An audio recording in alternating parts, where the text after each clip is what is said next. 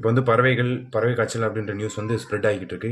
அதனால் முட்டை டெய்லி சாப்பிட்றவங்க, இதை மாதிரி ஃபிட்னஸ் பண்ணுறவங்க முட்டை டெய்லி சாப்பிட்றது வழக்கமாக இருக்கும். அது மாதிரி நார்மல் பீப்புள்ஸ் முட்டை சாப்பிடும் போதுமே அதனால் பாயில் பண்ணி சாப்பிட்றது பெஸ்ட்னு அறிவுரை சொல்லியிருக்காங்க. கொஞ்ச நாள் டெம்பரவரியாக எல்லோரும் அப்படி சாப்பிடுங்க.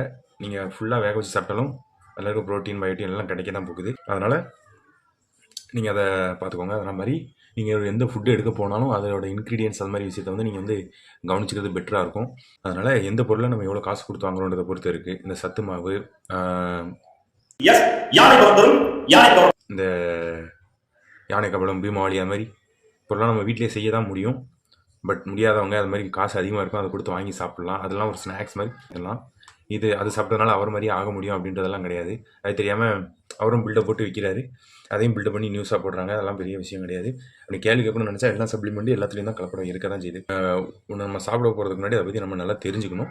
அதில் இன்க்ரீடியன்ஸை தெரிஞ்சுக்கணும். அது நம்ம உடம்புக்கு எப்படி என்ன சப்போர்ட் பண்ணும் அப்படின்றத தெரிஞ்சுக்கணும்.